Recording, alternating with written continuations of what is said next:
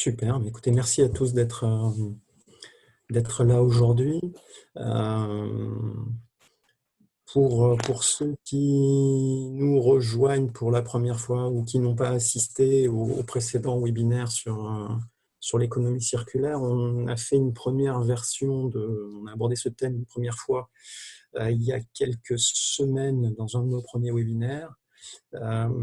Si vous avez manqué cet épisode fameux, n'hésitez pas à aller sur YouTube, sur le canal Ecodev. Vous y retrouverez l'ensemble des webinaires qu'on a fait depuis ces dernières semaines. L'idée aujourd'hui, c'était d'essayer d'illustrer un peu plus, donc de revenir brièvement sur les concepts de l'économie circulaire et un peu l'historique de tout ça et les enjeux qui y sont liés. Et puis d'essayer d'illustrer par des cas d'entreprises qui ont mis en place des initiatives, qui ont changé leurs produits, leur modèle économique, leur mode de fonctionnement, etc., sous le filtre de la vision de l'ADEME, qui est donc 3 domaines d'action et 7 piliers. Donc pour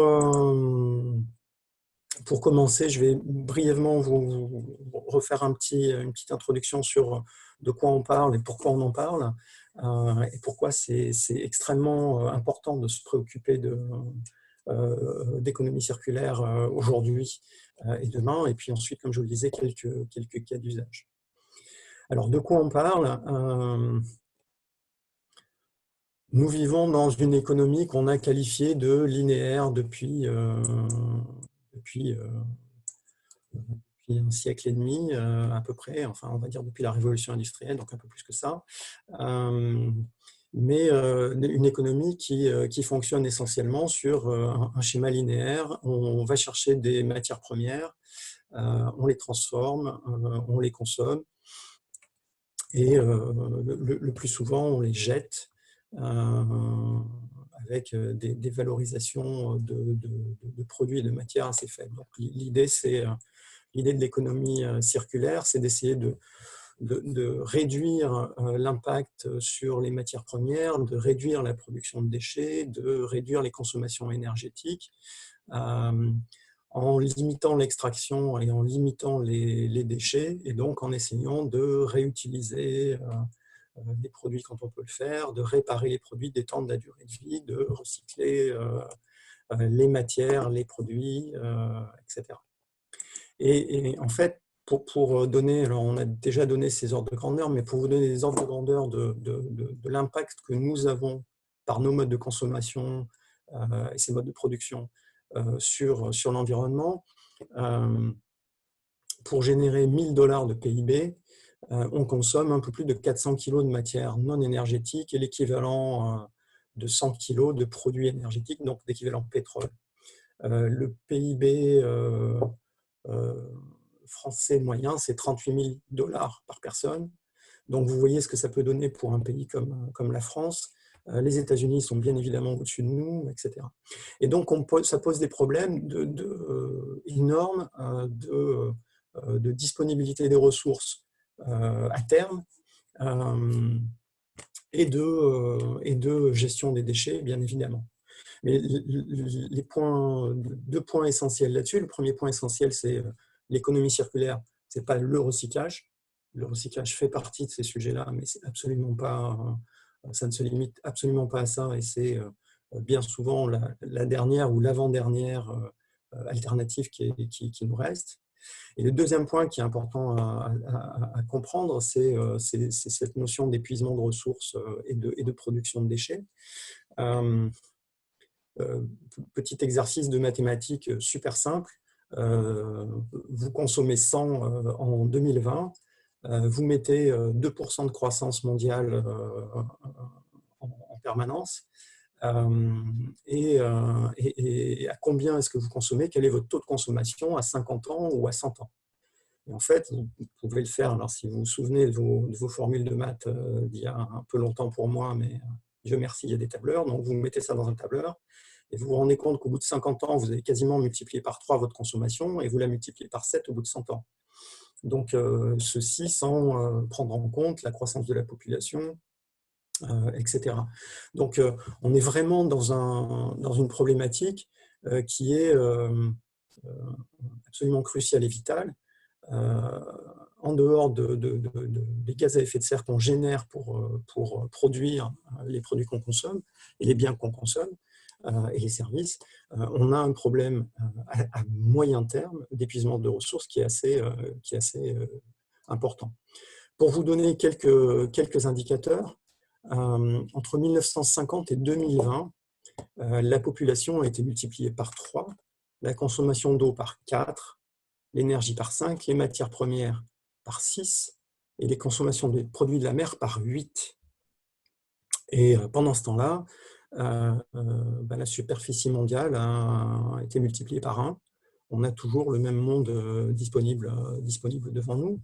Donc, on a vraiment une croissance exponentielle qui se retrouve d'un côté sur nos émissions de gaz à effet de serre, mais de l'autre côté sur notre exploitation des ressources, qu'elles soient terrestres, marines, etc. Alors, le sujet de l'économie circulaire, c'est un chemin un peu tortueux, mais ça n'est pas une invention. Alors, c'est un sujet qu'on a commencé à théoriser dans les années 70 à peu près, avec différents auteurs qui ont commencé à travailler sur ces sujets.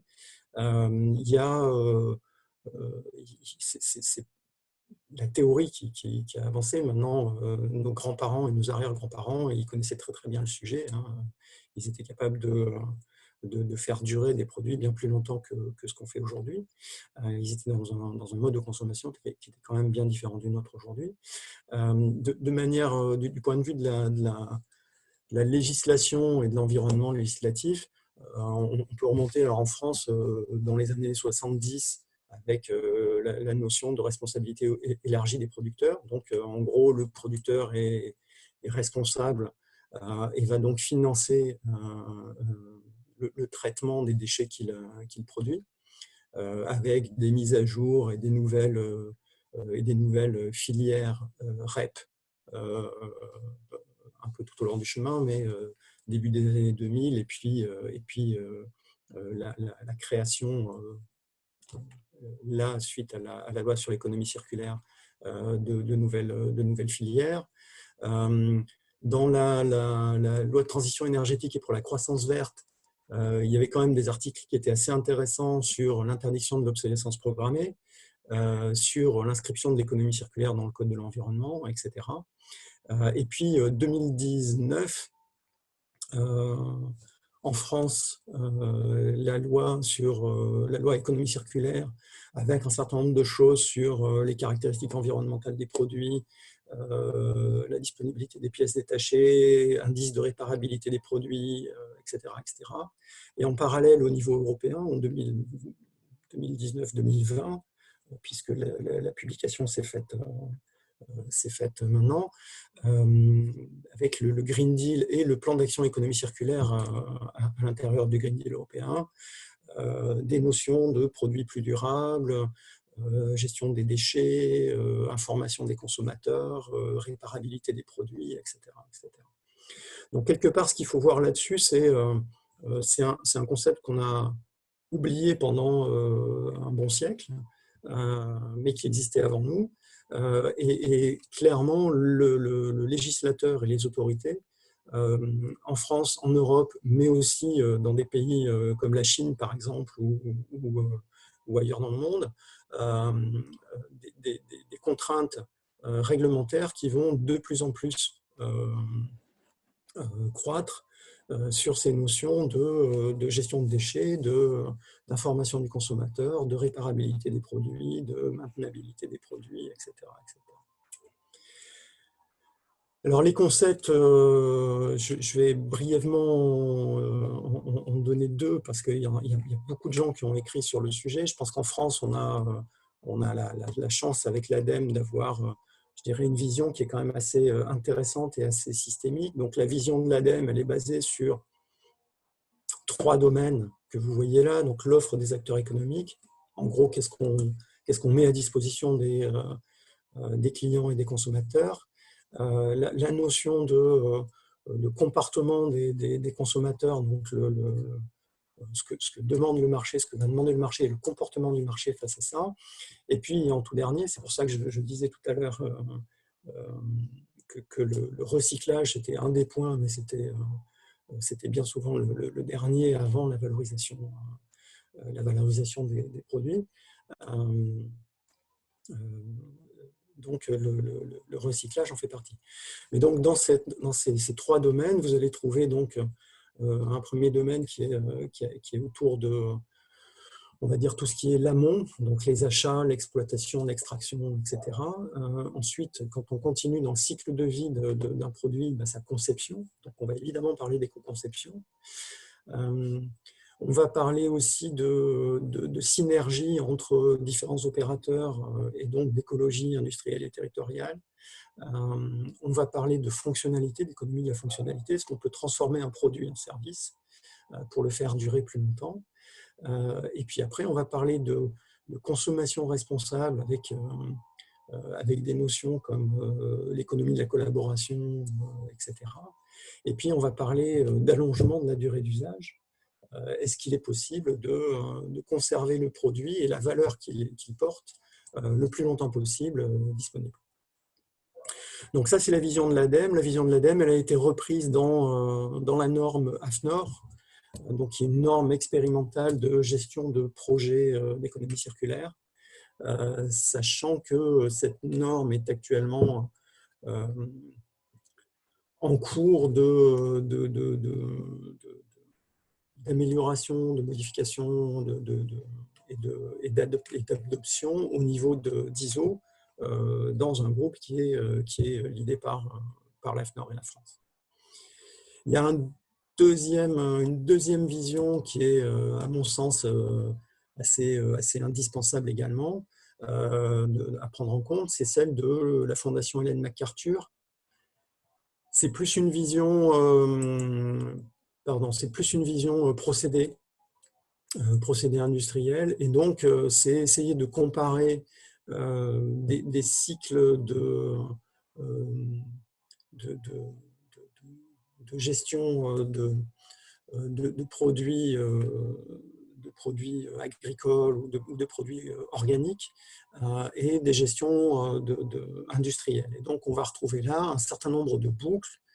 La partie maintenance et réparation des produits, bien évidemment, la possibilité de réutiliser ou de redistribuer le produit, donc de faire profiter d'autres clients ou consommateurs, une boucle qui est plutôt autour de la rénovation, le réusinage des produits, et puis une dernière boucle qui va concerner le recyclage quand on aura épuisé les boucles précédentes. Mais là encore, vous voyez, le recyclage, c'est vraiment la dernière possibilité qu'on va essayer de mettre en œuvre, sachant que l'objectif de tout ça, c'est de conserver la valeur qu'on a créée en assemblant ces différents composants, de la conserver le plus longtemps possible. Je vais maintenant vous donner quelques cas d'usage. Alors, précaution oratoire avant ça, il est extrêmement difficile d'obtenir des chiffres sur l'effectivité et la diffusion des modèles que je vais vous montrer. Vous trouvez souvent des chiffres, par exemple, d'industriels qui vous disent « grâce à ça, j'ai réussi à économiser tant de milliers ou tant de centaines de milliers de tonnes de produits vierges ou de matériaux vierges ». Il est extrêmement difficile de savoir qu'est-ce que ça représente par rapport à leur consommation globale. Est-ce que c'est 1%, 10% ou 50%? C'est assez compliqué. Donc, je vais vous donner ces exemples pour illustrer chacun des piliers de l'ADEME. Le débat reste ouvert sur l'appropriation de ces différentes réelle appropriation de ces différents modèles par différents acteurs. Mais pour autant, aujourd'hui, ce qui est important de voir, c'est qu'il y a énormément d'entreprises qui rentrent dans ces processus et qui essayent d'adapter un ou plusieurs de ces piliers dans leur produit. Alors, le premier pilier, c'est l'approvisionnement durable. Donc, l'idée, c'est de limiter l'impact sur l'environnement de l'exploitation, de l'extraction des ressources, qu'elles soient renouvelables ou pas renouvelables. Ce n'est pas parce que les forêts repoussent qu'on n'est pas tenu d'essayer de les gérer de manière soutenable.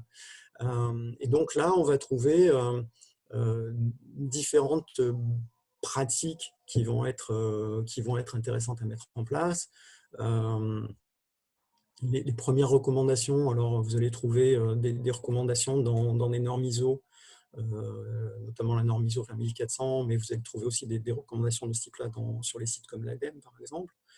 Des exemples de bonnes pratiques, c'est bien évidemment essayer d'exploiter les gisements en totalité et pas simplement les choses qui sont les plus faciles d'accès pour après laisser le gisement en état et aller faire la même chose sur le gisement suivant.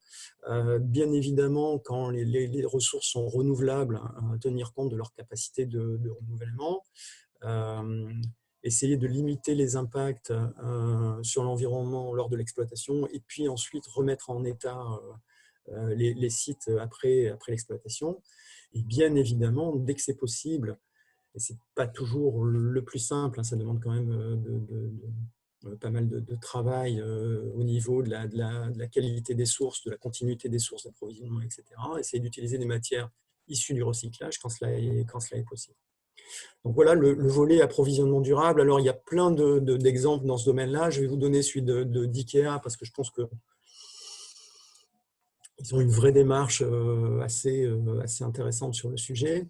Mais ils ont quand même une ambition qui est assez forte à une échéance qui est finalement assez rapprochée, en 2030,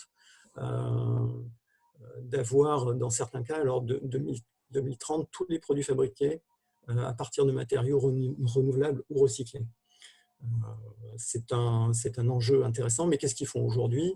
Ils s'approvisionnent en bois, en coton, en PET, etc. pour un certain nombre de produits de leur gamme. Ils les créent à partir de matières premières issues du recyclage et plus à partir de matières premières d'origine vierge, neuve comme ils en avaient l'habitude.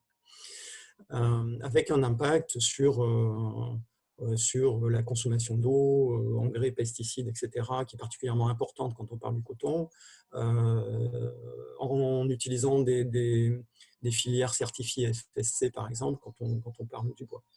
Alors, ce n'est pas les seuls exemples dans les approvisionnements responsables. Vous allez trouver des gens comme Fairphone dans les téléphones portables qui prennent beaucoup d'attention notamment aux approvisionnements sur les minéraux de guerre. Vous allez trouver des gens comme Renault, toute la filière automobile a des objectifs de recyclabilité qui sont quand même assez importants maintenant. Vous allez trouver des gens comme Dell, des constructeurs informatiques qui vont construire un certain nombre de leurs composants et récupérer un certain nombre de matériaux de ce type-là. Vous allez trouver des gens comme Lego, par exemple, qui commencent dans certains pays à tester des matériaux à base d'un plastique végétal, etc. Donc voilà quelques exemples sur l'approvisionnement durable. Le deuxième point, alors c'est un point qui est très important, c'est l'éco-conception et la capacité d'intégrer. Alors l'éco-conception, c'est quoi? C'est essayer de prendre en compte dès la conception du produit les aspects environnementaux pour essayer de réduire l'impact que va pouvoir avoir le produit tout au long de sa durée de vie. Donc, vous avez un certain nombre, alors c'est un environnement qui est quand même assez normalisé. Vous avez une norme ISO sur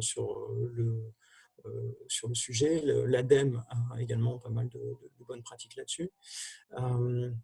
Et donc, ça peut passer par des techniques de type analyse de cycle de vie, ça peut passer par effectivement des notions d'éco-conception. Donc, comment on fait pour limiter l'extraction de matières vierges, comment on fait pour réduire, pour faciliter le désassemblage en fin de vie, comment on fait pour permettre l'extension de la durée de vie, etc., etc., afin de réduire l'impact qu'on a sur l'environnement. Un exemple que j'aime bien, même si il y en a beaucoup d'autres dans la partie éco-conception. On pourrait encore parler de Fairphone, on pourrait parler encore de Dell, on pourrait parler de Danone et de l'éco-conception des emballages. On pourrait, si vous avez un peu de temps, aller regarder ce qu'est capable de construire une société qui s'appelle Kickpack, à base de carton uniquement, carton recyclé uniquement. C'est assez intéressant. Moi, j'ai choisi de vous amener en Irlande avec un programme, une entreprise qui s'appelle Ayameco, qui conçoit des produits, des ordinateurs, qui éco-conçoit des ordinateurs, en fait. Alors, ils ont fait leur recherche et développement grâce à un programme H2020, donc Horizon 2020 de l'Union européenne. Ils ne sont clairement pas aujourd'hui en phase de production de masse. Vous pouvez acheter leurs produits, ils sont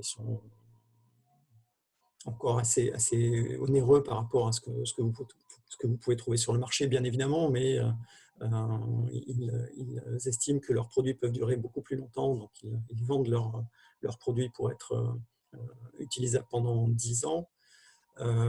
Clairement, ce qui leur manque aujourd'hui, c'est de passer à un mode industriel, mais pour autant, vous avez des produits qui sont éco-conçus, donc la coque n'est pas on essaie d'éliminer les produits chimiques dangereux, on essaie de faire des coques en bois et en utilisant des bois recyclés ou des bois issus de forêts durables. On va, grâce à ça, réduire la consommation énergétique. Dans le design, on va inclure, comme des gens comme Fairphone, la capacité de mettre à jour, de maintenir, de démonter, de désassembler les produits. Donc vous pouvez démonter un ordinateur Ayameco avec un seul tournevis et le même tournevis partout pour tous les composants, et séparer les composants, les mettre à jour, les réparer, etc. Des exemples comme ça, il y en a encore une fois, je trouve pas mal sur le marché. C'est un sujet qui a pas mal avancé et qui devrait continuer à avancer avec les nouvelles réglementations telles que la loi contre le gaspillage et sur le recyclage. Tous ces exemples, je vous donnerai quelques liens, vous pourrez les retrouver assez facilement, mais ils sont souvent illustrés par des vidéos, des témoignages, etc., que vous pourrez retrouver, donc qui sont assez intéressants.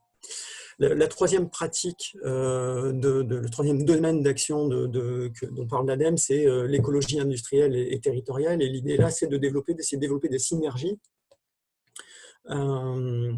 entre acteurs pour essayer, alors assez schématiquement, que le déchet de l'un ou le coproduit industriel d'un acteur économique puisse servir à un autre pour optimiser la consommation de ressources, réduire la production de déchets, etc. Alors, dans les exemples de bonnes pratiques, vous allez pouvoir utiliser des bases de données. Alors, vous avez des bases de données qui permettent de répertorier les flux de déchets industriels disponibles par composants, etc. Vous avez des méthodologies comme la méthodologie Ellipse, etc. Traditionnellement, le bon moyen, à mon sens, pour aborder ça, c'est d'essayer effectivement d'organiser des ateliers entre différents acteurs pour identifier des flux valorisables et voir comment les valoriser. L'ADEME a proposé un référentiel au niveau d'un territoire, d'une collectivité, pour essayer de structurer cette démarche et de la rendre un peu plus pérenne. Je pense personnellement que la grosse difficulté de ces sujets-là, c'est c'est la stabilité des approvisionnements. C'est toujours assez, à mon sens, assez compliqué parce que vous pouvez avoir un procédé industriel qui vous fournit un de ses coproduits qui tout d'un coup change et qui va vous fournir un coproduit qui du coup n'est plus exactement le même et ça va vous demander d'adapter votre chaîne à vous. L'exemple que je vais vous donner est parfait. On est en France là, c'est un exemple qui est parfait parce qu'il a une source d'approvisionnement stable.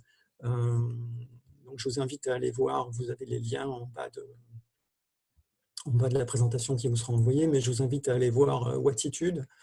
Donc en gros, c'est une entreprise qui va fabriquer de l'ouate de cellulose, donc qui est un isolant, avec un procédé industriel qui est très simple et qui part d'un vendu de journaux. Alors, le Midi Libre et l'Indépendant à Montpellier, et qui va transférer ces invendus et ces déchets de production à Wattitude pour que la société puisse les transformer en ouate de cellulose.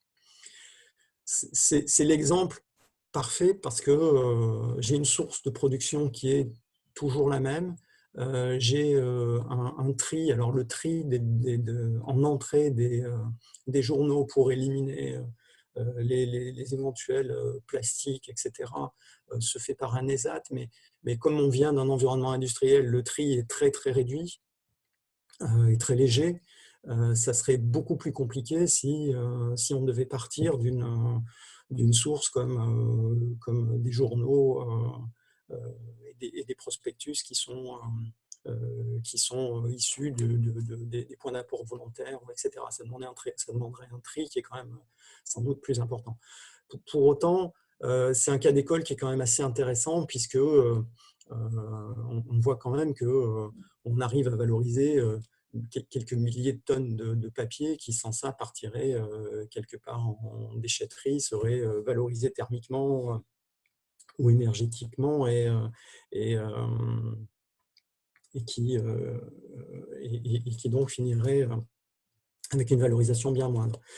Des exemples comme ça, on en trouve beaucoup. Vous allez voir des synergies de type un data center qui est capable de chauffer un immeuble ou une piscine voisine. Vous allez trouver des valorisations de sites, de déchets de sites industriels, etc. Il y a beaucoup d'exemples. Et je ne citerai pas l'exemple que tout le monde cite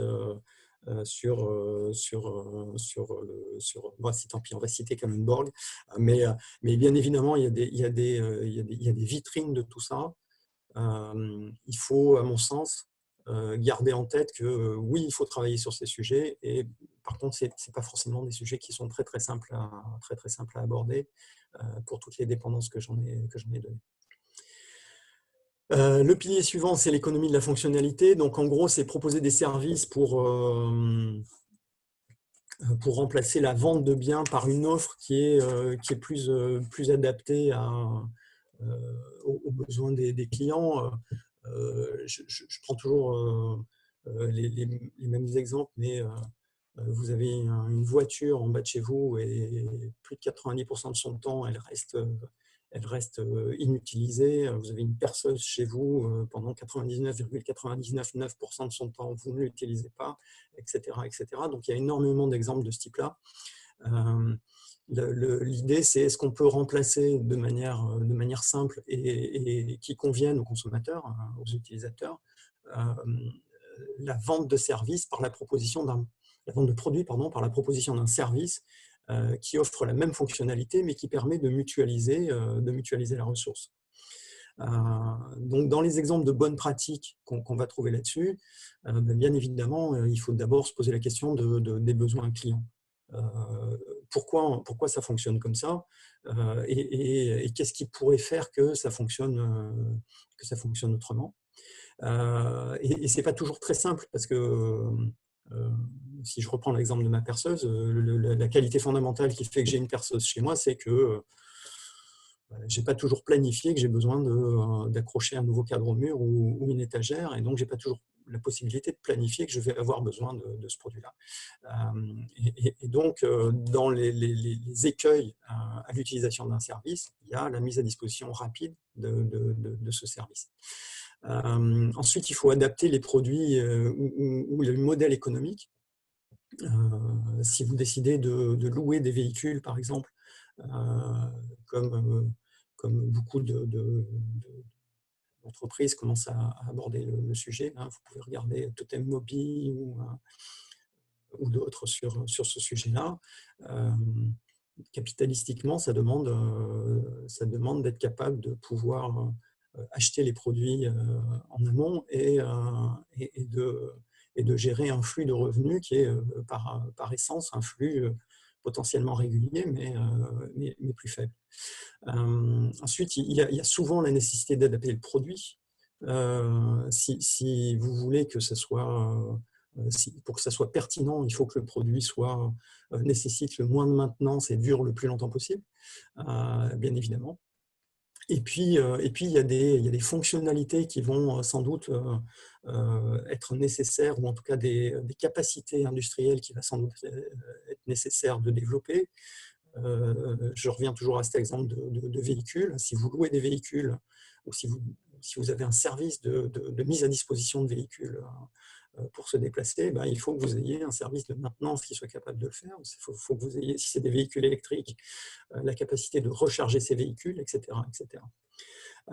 Donc, dans les exemples, j'ai pris celui-là. Ils sont canadiens. J'ai trouvé que c'était fabuleux parce qu'il fallait y penser. Très sincèrement, ce n'est pas un service qui passe à l'échelle. Aujourd'hui, ils sont limités à une ville au Canada et un campus universitaire et quelques centres commerciaux. Pour autant, ça veut quand même dire que potentiellement, en réfléchissant, il y a énormément de modèles économiques à aller chercher dans ces environnements-là.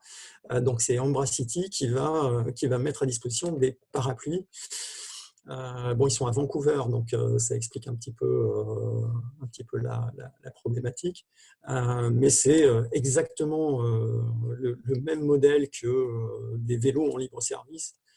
Sauf que c'est des parapluies. Vous avez des stations, des kiosques qui sont verrouillés. Vous avez une application qui vous permet sur votre smartphone de réserver, de déverrouiller, de rendre un parapluie, et vous facturez à l'utilisation. Et pour information, ce modèle a été testé en Chine. Il y avait 3-4 acteurs chinois qui se sont lancés dans le sujet avec des modèles exactement les mêmes problématiques que vous pouvez voir aujourd'hui sur les trottinettes. Est-ce qu'on fait du free floating? Donc, est-ce qu'on peut laisser le parapluie n'importe où?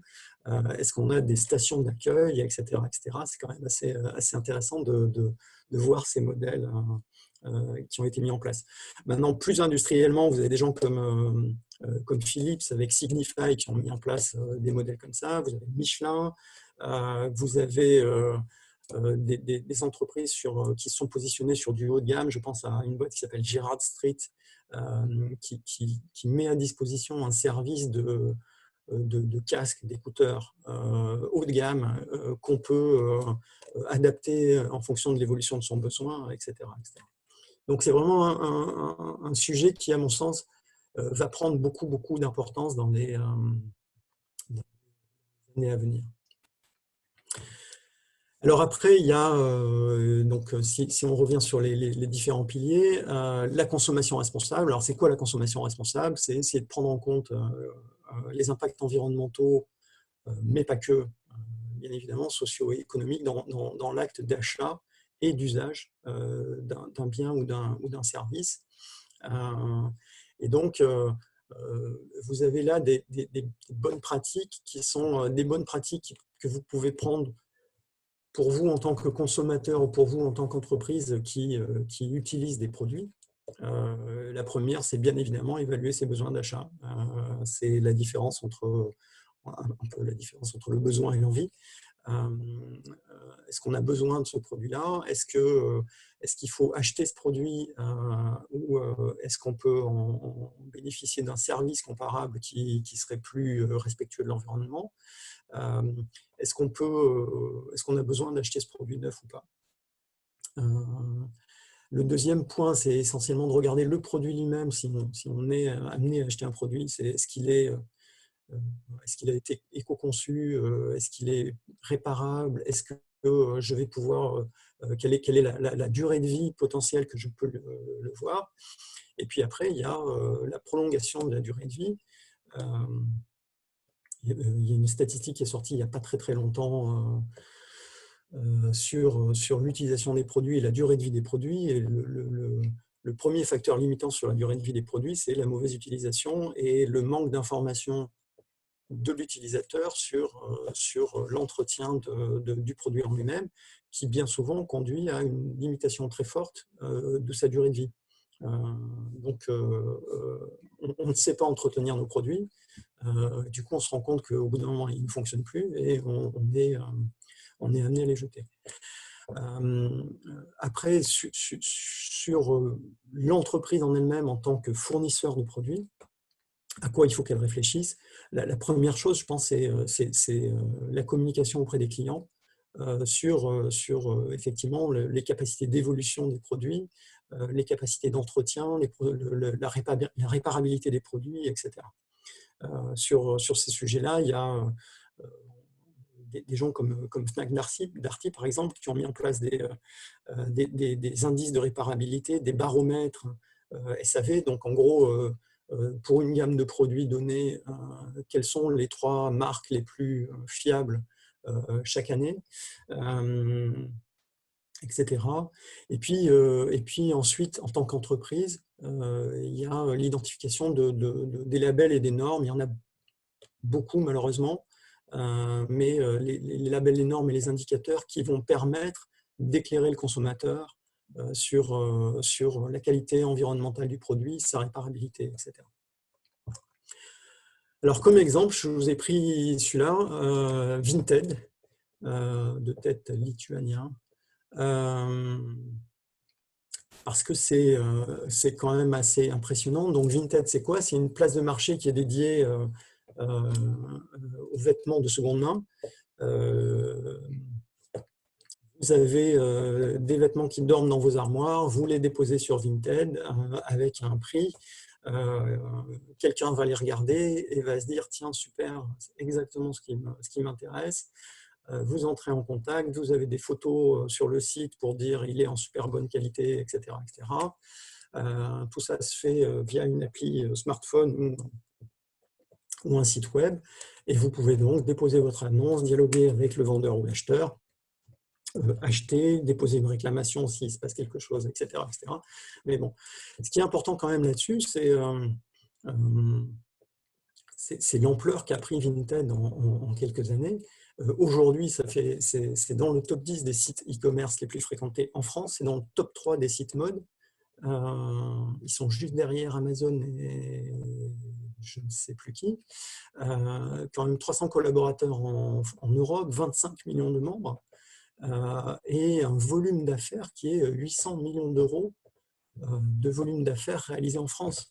Donc c'est le problème essentiel aujourd'hui de Vinted, ou l'enjeu pour Vinted aujourd'hui, c'est plutôt de gérer son développement et d'asseoir son modèle économique, puisque la plateforme se rémunère sur les transactions avec un système d'assurance sur la transaction. Mais c'est quand même quelque chose d'assez intéressant.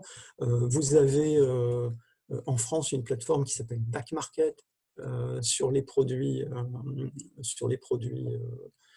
électroniques, où vous pouvez commander des iPhones, des iPads, des ordinateurs. Celui qui est devant moi et qui sert à faire cette présentation vient de là, d'occasion, avec des niveaux de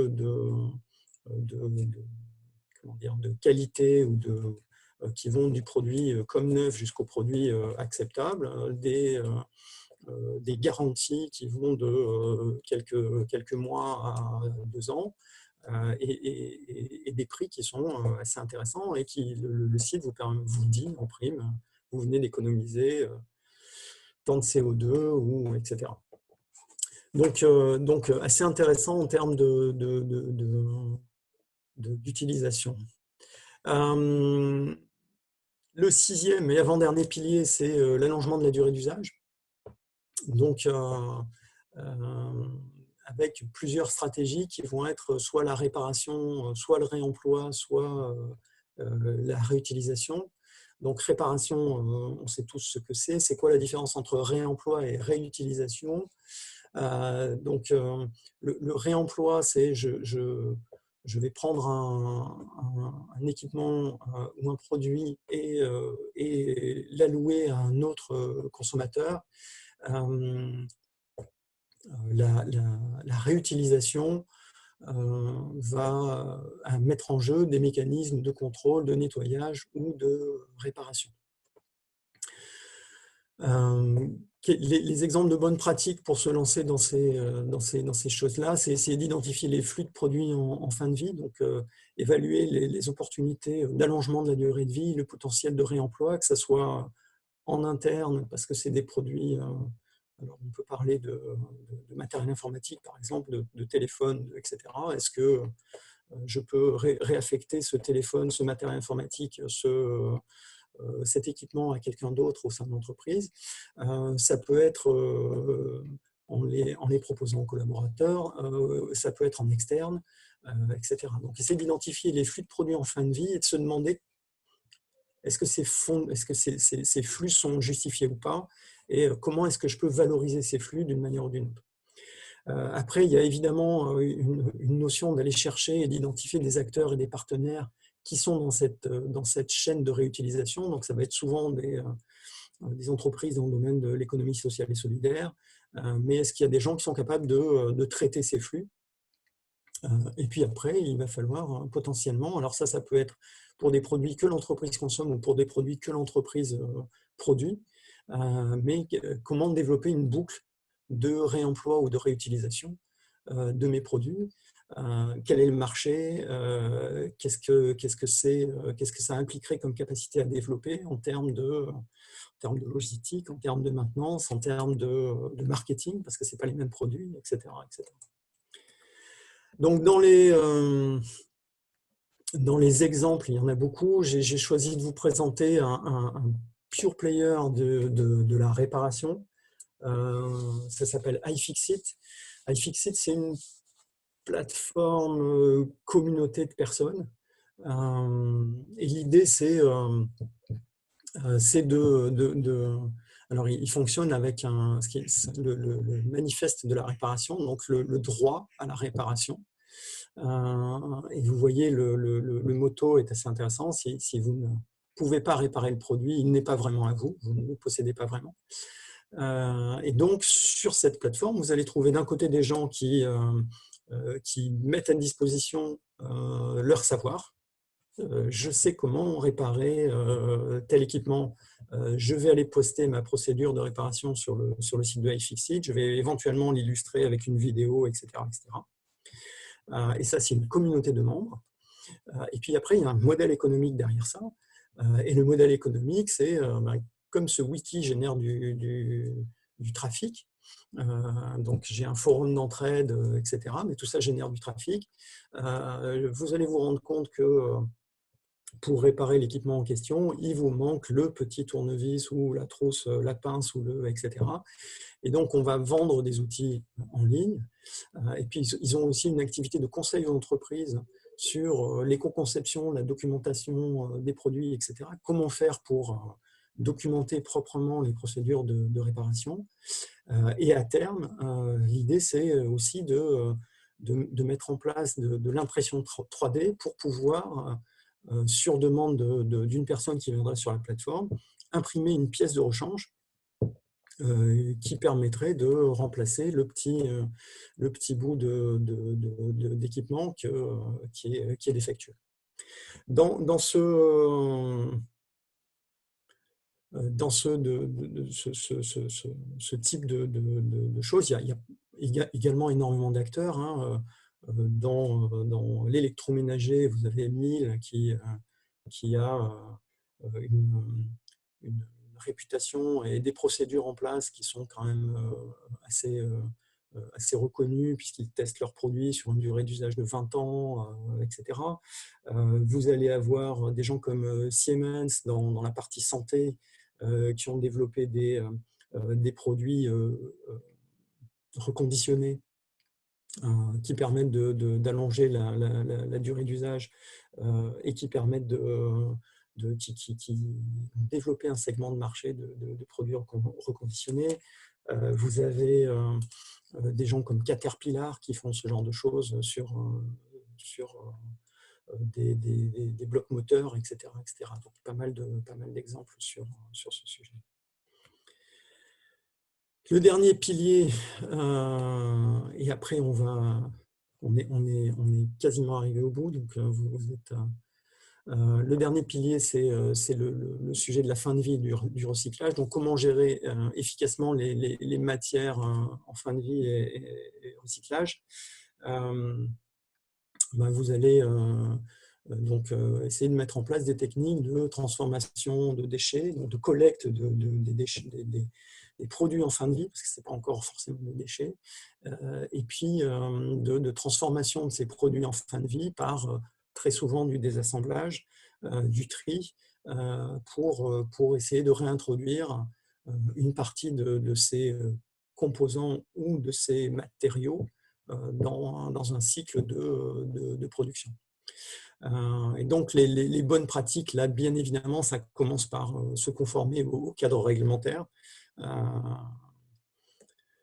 Ça paraît idiot de le dire comme ça, mais on n'en est pas tous là. Donc, il y a un cadre réglementaire qui est quand même assez important et qui est inhérent aux filières REP, mais pas que, et qui dit qu'un producteur ou un détenteur de déchets est tenu d'en assurer ou d'en faire assurer la gestion. Donc, récemment, il y a le fameux tri des 5 flux qui est venu nous rappeler ça. Ensuite, bien évidemment, il y a un travail sur l'identification et l'évaluation des flux de déchets qu'on produit dans la production, dans les étapes de production, mais dans les étapes de fin de vie des produits. Et bien évidemment, se rappeler quelque part que le meilleur déchet, c'est malgré tout celui qu'on arrive à ne pas produire. Et donc le recyclage, c'est vraiment la chose qu'on fait quand on a épuisé toutes les ressources précédentes. Un exemple qui me paraît intéressant, c'est des Suédois, Seco, qui fabriquent des outils coupants. Et donc, à base de carbure de tungstène, 4000 collaborateurs au monde. Ils ont un programme de recyclage depuis une dizaine d'années.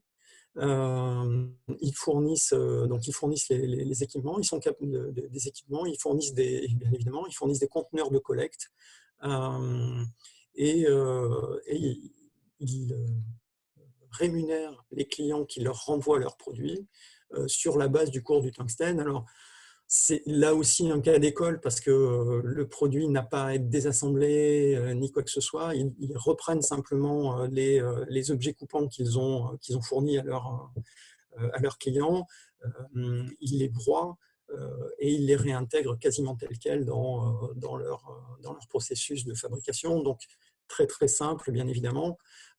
Ceci dit,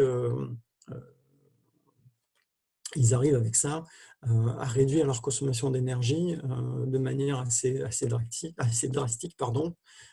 de la même manière les émissions de carbone de manière assez importante. Donc voilà, après dans ces notions de fin de vie et de recyclage, vous allez avoir beaucoup d'acteurs qui ont travaillé sur l'éco-conception, évidemment, qui vont être positionnés là-dessus, puisque c'est un peu le but du sujet. Moi, j'ai travaillé longtemps chez IBM. IBM a un programme de gestion des équipements en fin de vie qui arrive quand même à valoriser 99% en matière des produits du poids en matière des produits qui arrivent dans cette boucle-là. Vous avez des gens comme Patagonia qui travaillent sur ces sujets-là. Vous avez des gens comme H&M avec des boucles de recyclage des vêtements. Vous avez des gens comme Nespresso qui alors évidemment, qui produisent des capsules, mais qui se préoccupent quand même de la manière de recycler à la fois le contenant et le contenu, et qui développent une filière pour ça. Vous avez énormément d'exemples. Moi, j'aime bien une boîte qui s'appelle The New Row, qui, à partir de plastique recyclé, est capable d'imprimer du mobilier urbain, par exemple. Donc c'est quand même assez fabuleux.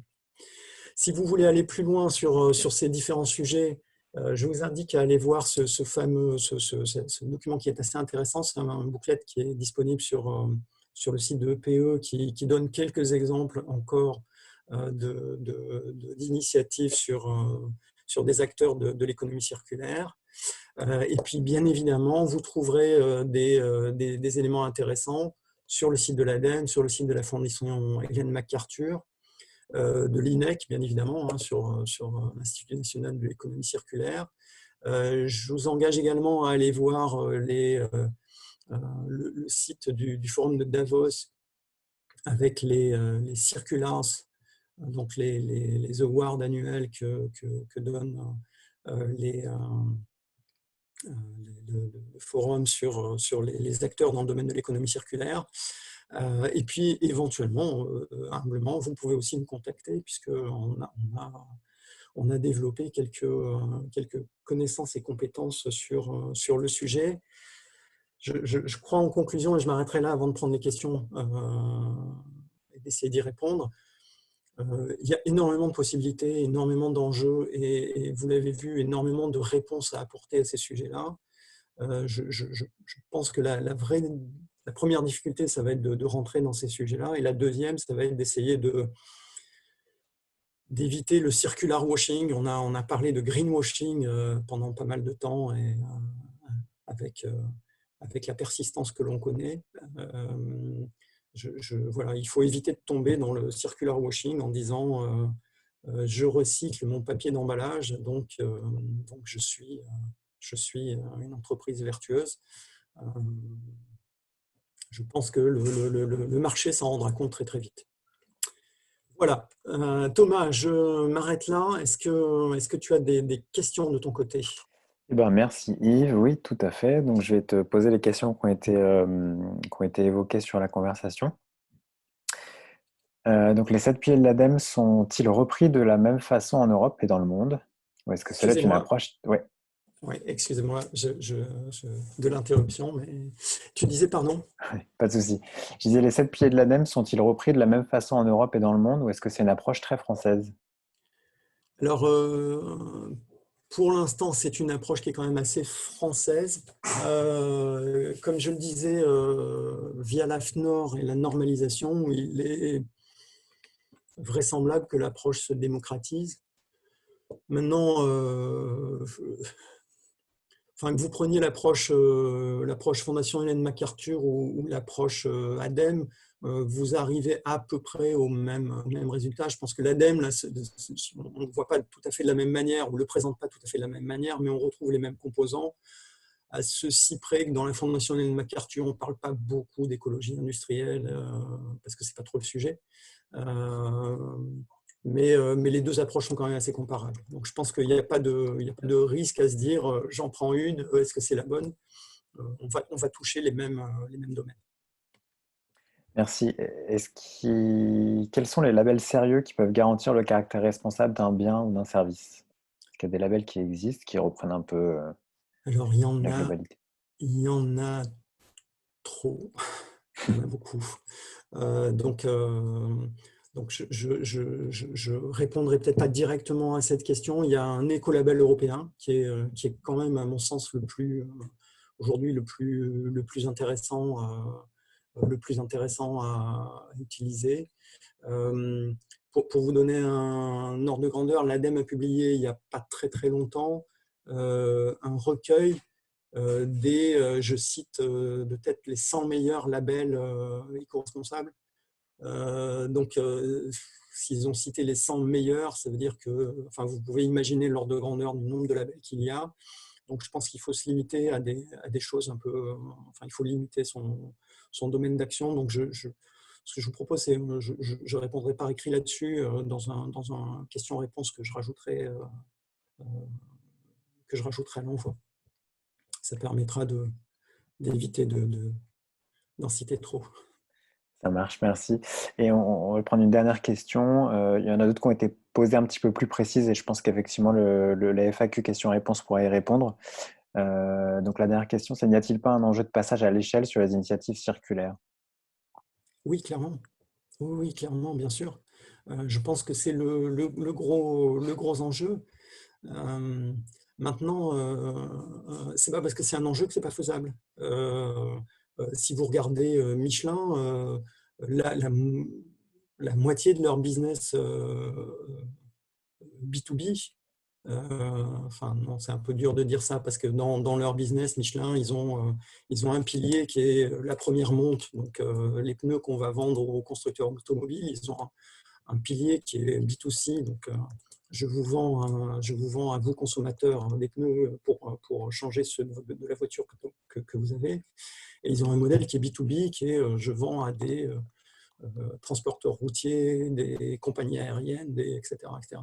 Et je pense que sur ce dernier volet, ils ont plus de la moitié de leur chiffre d'affaires qui vient d'un modèle de location, enfin de mise à disposition d'un service. Donc passer à l'échelle, c'est pas impossible. Mon interprétation de ça sur pourquoi on n'y va pas, je vous donne mon interprétation personnelle. On va faire ça comme ça. Et après, si vous voulez qu'on en rediscute, parce que je me trompe peut-être, mais si vous prenez un constructeur automobile, et j'en citerai pas parce qu'ils sont tous à peu près dans la même situation, ils sont aujourd'hui tous capables de vous proposer un véhicule, la mise à disposition d'un service de mobilité. Par contre, si demain ils tournent la clé et qu'ils se mettent à faire ça, ça veut dire qu'ils vont optimiser le fait que vous utilisez votre véhicule que 5% de son temps. Donc, ça veut dire que la demande en production de véhicules va chuter de manière vertigineuse. Et donc, ça veut dire que le modèle qu'ils ont aujourd'hui, qui est j'ai des assets de production qui sont avec des investissements colossaux dans des lignes de production en France et ailleurs, il va se dévaloriser très vite ou il va tourner à une très très faible capacité. Donc l'enjeu pour eux, ça va être, c'est pas tellement la capacité de monter c'est de prendre la décision, parce qu'à un moment, il va tourner la clé, c'est pas innocent pour leur modèle actuel. Donc, ce que font beaucoup d'acteurs dans ce domaine-là, c'est de lancer, comme Philips, une filiale qui est en charge du sujet et qui va petit à petit se développer et qui va permettre de tester aussi la solidité du marché, qui va permettre de se rendre compte des écueils, des problématiques, etc. Et de se rendre compte si à 1 an, 2 ans, 3 ans, 5 ans, 10 ans, ce marché-là représentera 1%, 10%, 30%, 50%, 90% de la nouvelle activité. Donc voilà. Donc je pense que le problème de passage à l'échelle, on l'a vu sur Ayameco, c'est plus j'ai eu une bonne idée, maintenant il faut que je trouve des investisseurs pour la porter. Mais pour des grands acteurs qui sont comme Michelin, comme les constructeurs automobiles, comme Philips, etc., la problématique, elle est plus je veux passer à l'échelle, mais de manière contrôlée.